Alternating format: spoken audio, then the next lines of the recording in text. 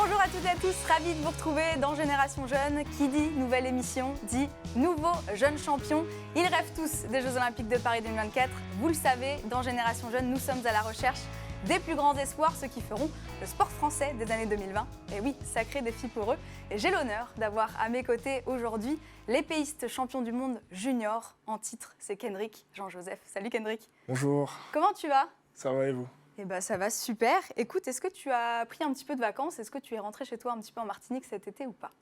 Ouais, j'ai pu rentrer, fêter la victoire avec ma famille, les amis aussi, et puis prendre du bon temps, surtout me reposer déjà et redécouvrir mon île.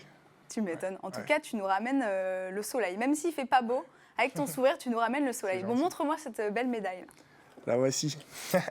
Elle est grosse. C'est la médaille de champion du monde. Elle est belle. Junior Elle est en or. Incroyable.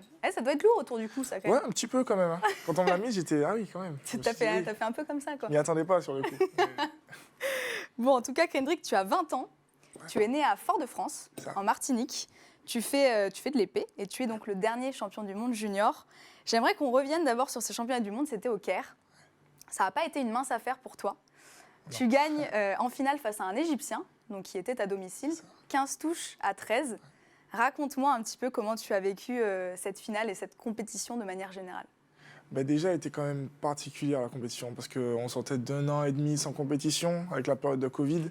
Du coup, on s'entraînait tout le temps, mais sans compétition. Ce qui est un petit peu compliqué quand même, hein, parce que tu fais une semaine complète et le week-end, tu rentres chez toi et tu n'as pas forcément d'objectif. Hein. Tu t'entraînes un petit peu pas dans le vent, tu progresses, c'est sûr, mais il n'y a pas d'objectif clair. Tellement chiant de s'entraîner sans objectif. Exactement. Et 1 mois et demi avant les championnats du monde, on nous dit il y aura peut-être les championnats du monde.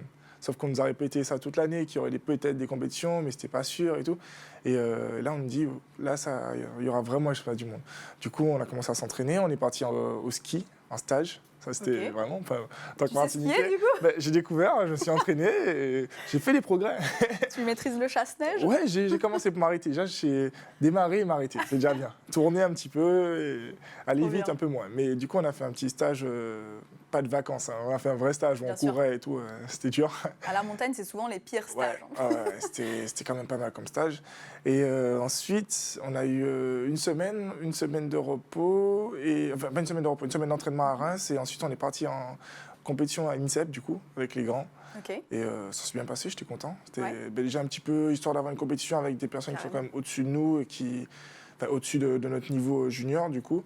Pour puis retrouver un petit peu le stress de la compétition. Exactement, exactement. Donc, puis retrouver vraiment de l'opposition différente de ce qu'on a au pôle. Et ça s'est bien passé, j'étais quand même content de la compète. Et en sortant de là, je me suis dit, bon, bah allez, hein. Maintenant, c'est parti. Plus de compétition avant ça. Et maintenant, c'est parti pour les championnats du monde. Je me disais que c'était mes derniers championnats du monde, junior en tout cas.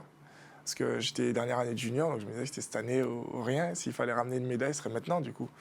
Et arrivé à la compétition, vraiment, c'était particulier parce qu'on était un petit peu enfermés dans les chambres, on n'avait pas le droit d'aller voir les copains, ni les autres copains des autres nations. C'était compliqué. Et donc, on était vraiment focus sur la compétition. Et puis, le jour de la compète, je me suis dit, bon, allez, Kendrick, il n'y en aura pas d'autres. En tout cas, en junior, il n'y en aura pas d'autres. C'est ce jour-là ou rien.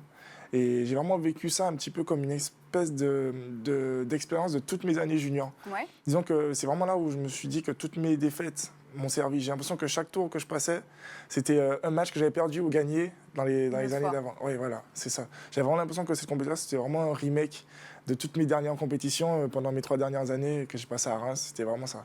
J'ai vraiment eu cette impression-là. Et même en finale, la situation de la finale, c'était un petit peu pareil. C'était un peu la même situation que j'avais vécue en Italie, en Coupe du Monde, junior, et où je finis 2e cette fois-ci. Yes. Et je gagne un Italien en demi-finale et je perds contre un Italien en finale.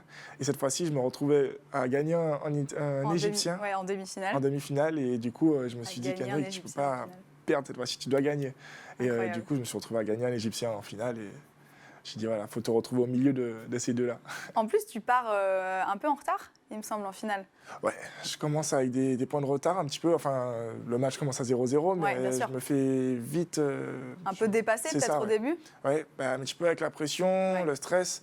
L'autre, il est beaucoup un petit peu moins... Enfin, il était plus jeune en fait, donc il a beaucoup moins à perdre, on va dire.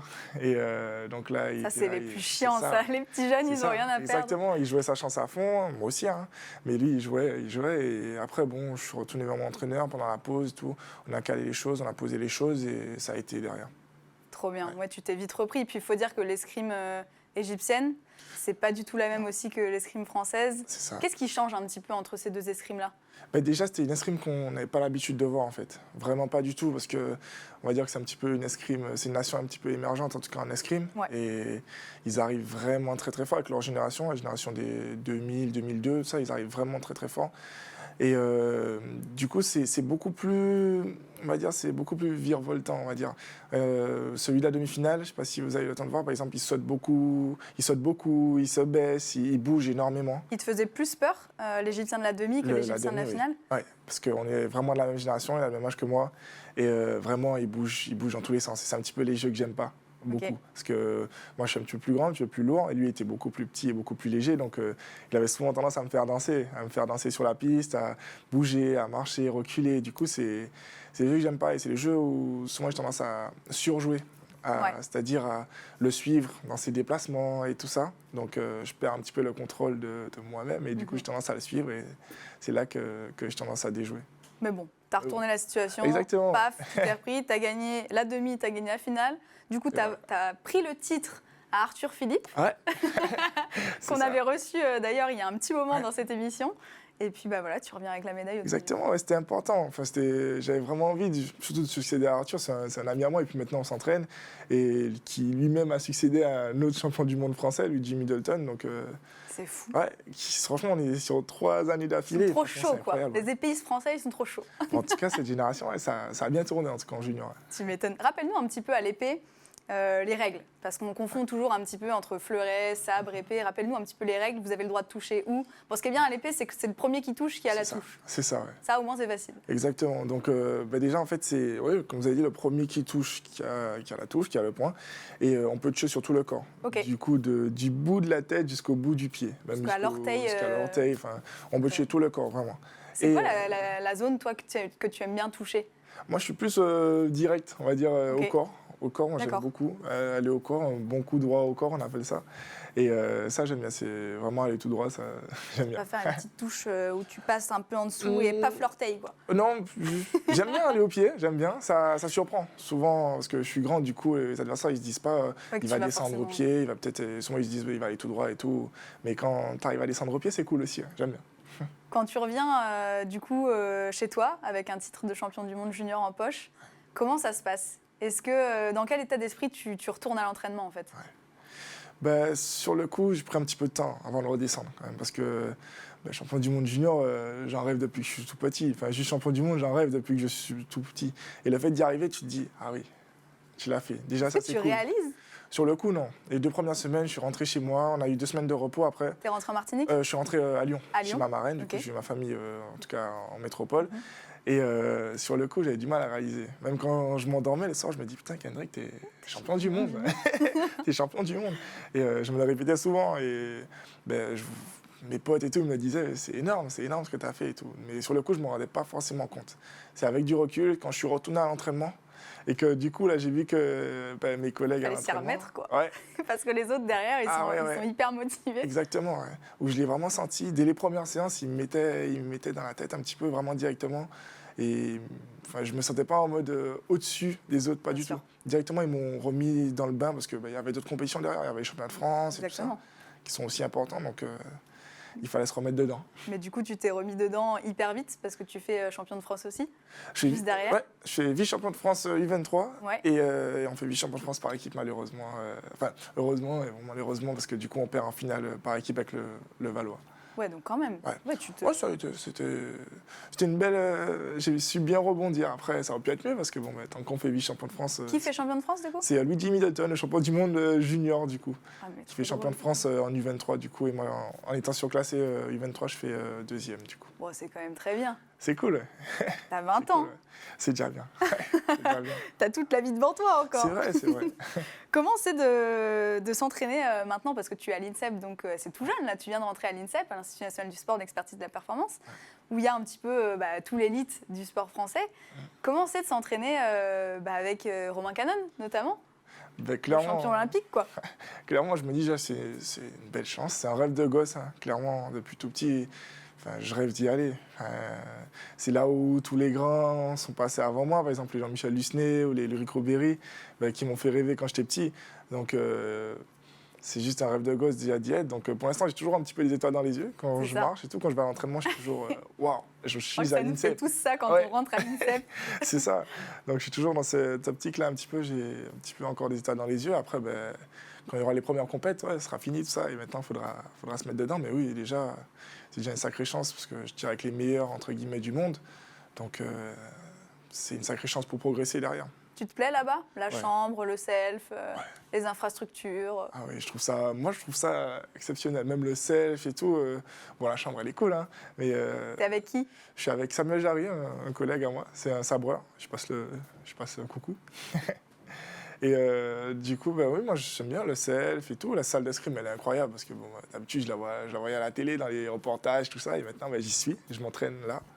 Et ça, je suis déjà bien content de ça. Ouais. Tu connaissais les entraîneurs du coup qui sont sur l'INSEP? Pas du tout. Donc tu es première aussi, quoi. C'est ça. Je les voyais parce qu'ils ont fait les Jeux Olympiques en 2016 à Rio, du coup. Hugo Bry, il gagne par équipe et mon deuxième entraîneur, Gauthier Grumier, qui gagne par équipe et qui fait 3e aussi. Donc, du lourd, quoi. En coach, il y a du lourd. Clairement, il y a du lourd. Et c'est des gens qui m'ont fait rêver, pareil, quand j'étais plus jeune. Donc là, me faire entraîner par eux, c'est incroyable. Tu m'étonnes. On va revenir un petit peu en arrière, Kendrick. À 7 ans, tu découvres l'escrime, du coup, en Martinique, au club de Durandal. C'est ça. Il me semble que c'est un médecin qui te dit un petit peu en fait d'aller essayer l'escrime pour te canaliser. C'est ça, exactement. Ouais. Donc en fait, quand j'étais plus jeune, je bougeais énormément. À l'école, j'avais vraiment des soucis de concentration, j'avais du mal à rester assis sur la chaise, je voulais toujours sortir, un petit peu jouer. Et du coup, mes parents ils galéraient un petit peu à me trouver un sport pour me canaliser. Je fais énormément de sport. Je fais du basket. Ouais, le basket, j'avoue, t'es hyper grand en plus. J'en ai fait. Je fais du foot, je fais du karting aussi, je fais de la voile. En karting, ça doit être un peu plus désagréable avec tes grandes jambes. J'étais beaucoup moins grand. C'est vrai. Et du coup, je fais du karting, de la voile et tout. J'aimais beaucoup, mais j'avais toujours envie de faire autre chose derrière. Et un jour, vraiment en classe, c'était compliqué. Et du coup, mes parents m'ont emmené voir un médecin pour m'aider à me concentrer. Et on faisait des jeux et tout, des positions, c'est-à-dire des positionnements pour m'aider à se concentrer en cours et tout. Et un jour, il leur a conseillé l'escrime. Il leur a dit, faites-le essayer l'escrime, ça peut être bien pour lui et tout. Et du coup, j'ai essayé. Directement, ça m'a plu. Mais ça m'a canalisé, ça m'a posé. Et quand j'ai commencé à gagner, tout de suite, j'ai voulu continuer. Forcément. C'est ça, ouais. C'est ça. Tu as commencé directement par l'épée? Non, j'ai fait du fleuret avant. J'ai fait du fleuret. Et puis, direct, ce qui m'a vraiment fait continuer, c'est le fait qu'on me dise quand tu seras plus grand, tu pourras peut-être voyager énormément, prendre l'avion. Et j'étais fan de l'avion. C'est vrai? Quand tu es sur une île, on a envie de voir ailleurs, de partir et tout. Puis la métropole, ça me faisait rêver énormément quand j'étais là-bas. Je me disais, waouh, c'est trop grand. Et quand on m'a dit que si tu devenais fort et que tu travaillais, peut-être que tu partirais. Et directement, ça m'a plu et j'ai voulu continuer. Le mec voulait voyager, quoi. Il s'est dit, faut que je gagne à tout prix. C'est ça, pour partir et tout. Et c'est toujours la même motivation actuellement. C'est génial. Les résultats pour continuer à partir en compétition. Et du coup, pourquoi l'épée alors? Pourquoi l'épée? Parce que je fais du fleuret. Je me suis dit, j'ai gagné des compètes quand même au fleuret. Et après, je sais pas, je me suis mis vers l'épée. T'en avais marre avec les parades ripostes? Oui, voilà, c'était un petit peu... C'était pas fait pour moi. J'aime beaucoup regarder le fleuret à la télé, vraiment énormément, mais je préfère faire de l'épée. Par exemple, je préfère regarder du fleuret à la télé, mais faire de l'épée. Ok, clairement. En sensation, tu préfères l'épée. C'est ça, ouais. Au niveau, quand je l'ai à la main, je préfère largement l'épée qu'un fleuret. Ouais. Moi, je préfère les règles de l'épée. C'est plus simple, c'est vrai que c'est beaucoup plus simple. Clair. Quel est le cheminement du coup jusqu'à ton arrivée en métropole? Parce que du coup, donc, tu restes en Martinique jusqu'à tes 15 ans, il me semble. Puis ensuite, tu arrives comme ça à Lyon. C'est quelqu'un qui te fait une proposition, qui te dit viens Kendrick en sport-études à Lyon. Comment ça se passe? Donc d'abord j'ai fait 3 ans de pôle en Martinique. J'ai commencé en 5e du coup, où je m'entraînais déjà tous les jours du coup après le collège. Et en troisième, début troisième, je reçois une proposition de Jackie Fallu, qui était l'entraîneur du Pôle Espoir de Lyon à l'époque. Et du coup, mes parents réfléchissent parce que bon, c'est quand même un sacré choix de laisser son fils partir à 15 ans comme ça. Donc on a réfléchi en famille, on s'est posé. Jackie Fallu, il est venu lors d'un stage en Martinique, il a parlé à mes parents. Il leur a dit, je pense que c'est le bon moment. Mes entraîneurs en Martinique étaient plus ou moins d'accord. Certains étaient d'accord, d'autres un peu moins. Après, le dernier choix, ça appartenait à mes parents. Et bon, on s'est dit, allez, on tente, on n'a rien à perdre, entre guillemets. Donc, on a tout à gagner et je suis parti et ça a fonctionné. Ah bah, c'est clair, ça a plus que fonctionné. Ouais. Le départ, c'était difficile? Le départ, ça a été parce que j'avais un petit peu des paillettes dans les yeux. J'avais pas forcément l'impression. Toi, tu avais envie, mine de rien, de partir. Voilà, ça, tes parents. C'est ça, ouais. Ben, ma mère, elle me l'a pas trop montré. Je sais qu'elle était très, très triste un petit peu. Mon père, il me l'a montré un petit peu plus. Je sais qu'il a pleuré. Oh. Mais ma mère, c'est à long terme que vraiment, j'ai senti que c'était un petit peu difficile de laisser partir son fils. Mais c'est pour ça que j'essaie de revenir dès que j'ai des vacances. J'essaie de revenir le plus souvent possible pour les voir parce que c'est ma famille, c'est comme ça. C'est important, même la famille, important. Le soutien qu'ils doivent avoir pour toi aussi, je pense que toi, ça t'aide énormément dans ton quotidien. C'est ça, c'est eux qui m'ont fait confiance dès le début et qui m'ont poussé un petit peu à faire un petit peu plus. Donc clairement, c'est important que quand je reviens. Et maintenant, quand tu rentres en Martinique, ça doit être la folie, quoi. Ton club et tout, il doit être trop content. En plus, tu es devenu champion du monde entre-temps. Il s'en est passé des choses. Exactement, ouais. Exactement. Et du coup, tu fais Lyon, puis ensuite Reims. C'est ça. Donc j'arrive à Lyon, du coup je suis à l'internat en même temps qu'au lycée et le week-end, j'ai ma marraine qui habite sur Lyon, donc le week-end je vais chez elle. Ça m'aide aussi. C'était le fait d'avoir une espèce de cocon familial, c'est ça, ouais. Ça m'a aidé énormément et elle continue à m'aider, donc je fais un petit coucou aussi. Et du coup ça me faisait du bien en fait de retourner les week-ends et tout, ça me permettait de couper un petit peu de l'escrime et puis de la compétition, tout ça. Et donc, je fais 2 ans à Lyon où j'obtiens un titre de champion de France et 2 sélections en équipe de France.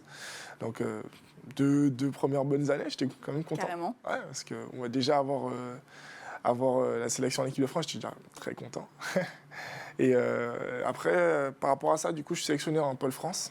À Reims. À Reims, du coup. Et pareil, c'est aussi, quand j'arrive, j'ai des étoiles dans les yeux. Hein. La folie, tout ça. Juste avant l'INSEP, c'est Reims. Hein. Clairement, c'est on va dire que Reims, c'est un petit peu l'antichambre dans l'INSEP. Ceux qui sont à l'INSEP, ils sont généralement passés par Reims. Et du coup, quand j'y étais, je me disais, allez, Kendrick, hein, là, tu commençais à toucher ton rêve un tout petit peu. Maintenant, il faut travailler encore pour y arriver. Donc, tu as franchi toutes les étapes. C'est ça, l'une après l'autre. Clairement, ouais. C'est un petit peu comme ça que j'ai fini ma carrière. C'est un petit peu étape par étape. Puis, essayer de faire tout pour que ça arrive le plus tôt possible, mais étape par étape. Et là, c'est trop cool parce que du coup, tu retournes en Martinique pour un stage dans pas trop longtemps. C'est ça. Et en fait, tu étais à la place des gens que tu vas rencontrer. Ouais. Donc maintenant, en fait, c'est toi, j'ai envie de dire un petit peu la star pour les petits jeunes, du club de l'escrime où tu étais, en fait. C'est ça, exactement. Ouais. Parce que j'ai senti déjà ça cet été parce que j'ai pu organiser un stage du coup en Martinique. Du coup, qui portait mon nom et tout ça, c'était cool, c'était vraiment cool. Et je ne m'attendais pas à tout ça, déjà de voir autant de jeunes venir au stage juste pour moi. Donc ça m'a vraiment fait chaud au cœur et puis de les voir me regarder comme ça et me dire waouh, que je fais rêver des petits maintenant alors qu'avant c'était les grands qui me faisaient rêver. Et... En fait, ils te regardent avec les mêmes yeux que toi tu regardes des Yannick Morel. C'est ça, exactement. Donc maintenant, ça te motive encore plus pour travailler encore plus et gagner. Donc, ça m'a fait du bien en fait, d'avoir cette expérience. Et puis, ça me donne la force de continuer en fait. Eh bien, Kendrick, tu n'as que 20 ans et pourtant, tu as déjà accompli de très belles choses. Merci. Il manque encore quelques compétitions de référence, forcément, dont les Jeux Olympiques de Paris 2024, forcément. Je sais que tu les as dans la tête. Ouais. On en parle tout de suite dans Jusqu'à la flamme.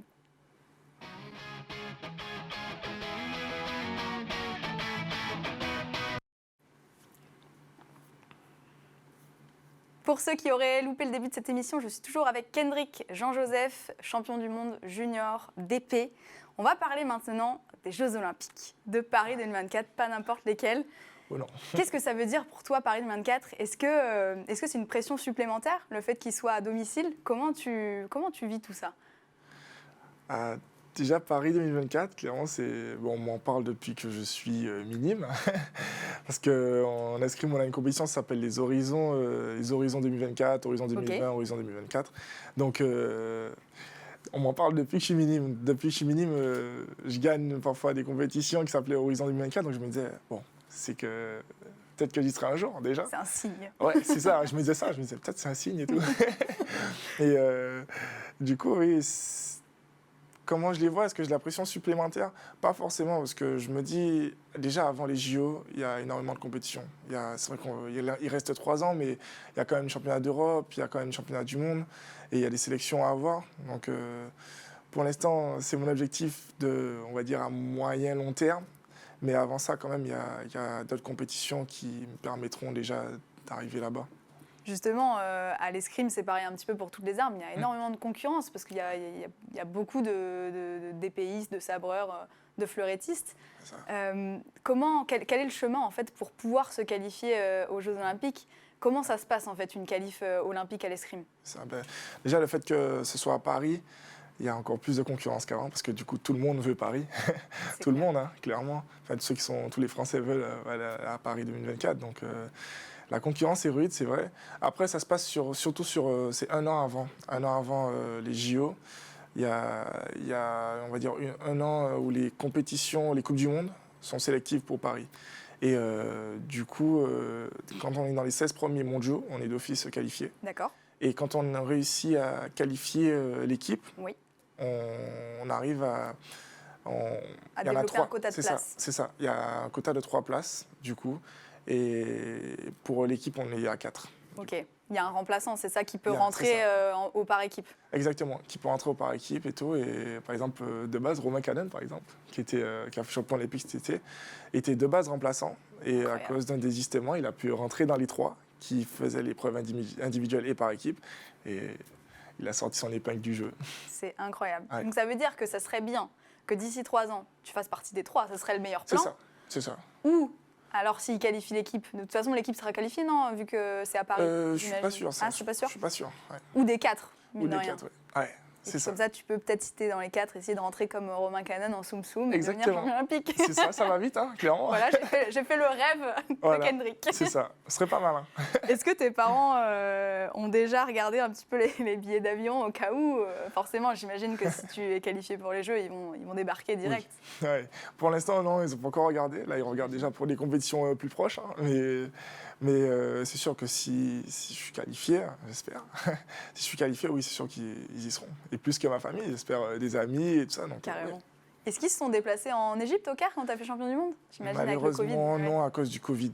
À cause du Covid, non. Mais l'année d'avant, en 2020, on devait avoir les championnats du monde junior à Salt Lake City aux États-Unis. Et bon, les États-Unis, c'est pas très loin des Antilles, Martinique. Ouais. Et il devait avoir mon père qui devait venir là-bas. Et malheureusement, ça a été annulé. Ça sera pour cette année? J'espère. Tu vas se rattraper? Ouais, j'espère bien. Quels sont tes objectifs du coup cette année? Alors cette année, déjà, je suis 23, donc la qualif au championnat d'Europe U23. Et puis déjà partir sur toutes les Coupes du Monde senior. Hein. Donc faire ma place, surtout ce que je voulais quand je suis arrivé à l'INSEP, c'était étape par étape. Faire déjà ma place dans le groupe senior, m'adapter, comprendre le jeu senior et tout ça. Et ensuite faire ma place dans le groupe de Coupe du Monde, c'est-à-dire partir à toutes les Coupes du Monde et ensuite se glisser dans les fameux 4 qui vont au championnat du monde. Il a tout en tête. C'est ça, ouais.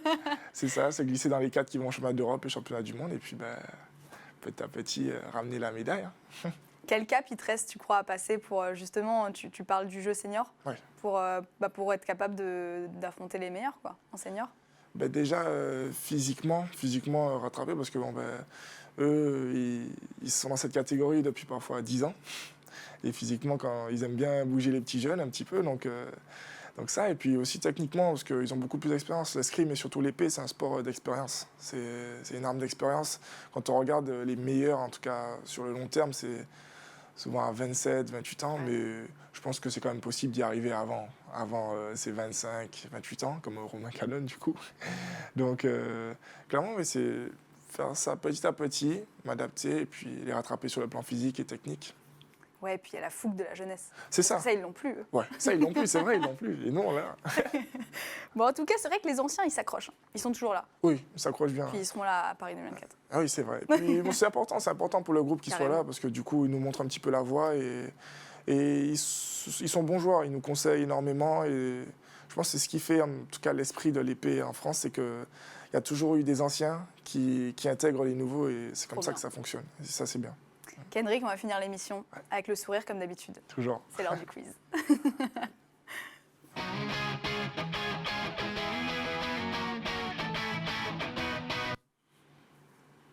Alors, petit quiz, c'est des questions super simples, super rapides. Tu réponds du tac au tac. Ok. T'es prêt? La Martinique ou Paris? La Martinique. C'est l'île de cœur. Ouais. Poulet boucané ou poulet rôti? Poulet boucané. Explique-nous ce que c'est, parce que j'ai lu ça ce matin. Alors, poulet boucané, c'est un poulet un petit peu cuit de façon particulière. Je ne saurais pas. Il n'y a pas du dire sucre exactement. de canne un petit peu? Oui, c'est particulier. Une petite sauce. Ma grand-mère, elle sait super bien le faire et du coup, je suis obligé de dire poulet boucané sans hésiter. Ouais. Humour ou amour? L'humour, parce que ça fait moins mal que l'amour. Oh là là, c'est beau. Ah, c'est beau. La phrase du lover. Ouais. Le style Romain Canon ou Yannick Borel? Ah, je peux pas. Je sais. Elle est dure celle-là. Yannick Borel, parce que je pourrais pas faire autant de mouvements que Romain Canon. Attaque ou défense? C'est vrai qu'Yannick, il est la taille à peu près. Enfin, c'est un peu même gabarit, quoi. C'est ça, même taille, même poids à peu près. Attaque ou défense? Attaque. Ouais. Netflix ou cinéma? Cinéma. Ouais, le dimanche, lève tôt ou lève tard? Lève tard. Genre? Lève tard. Lève tard, mais pas trop, parce qu'il y a Automoto à regarder à 10h. Incroyable. Petit déj sucré ou salé? Sucré. Bordélique ou maniaque? Bordélique. Bordélique. Ouais, c'est bordélique. ton coloc qui va être content, mais je suis sûre qu'il est bordélique aussi. Chambre de mec à l'INSEE. On est pareil, ouais. Talent ou travail? Travail. Zouk ou Kizomba? Zouk, sans hésiter. 1000 fois. Aïe, ça doit être drôle les banquets à l'escrime. Ouais, quand il y a les Antillais, ouais, c'est pas mal. Et merci Kendrick d'avoir été avec nous. Tu reviens quand tu veux. C'était vraiment un plaisir de t'avoir sur ce plateau. Merci pour l'invitation. Je te souhaite une superbe année. Plein de belles choses, encore plein de médailles aussi grosses que celle-là. Moi, je vous retrouve tous les mercredis dans Génération Jeune à 19h. Merci à toute l'équipe en régie, vous êtes au top. Je vous embrasse, à bientôt sur Sport en France. Ciao.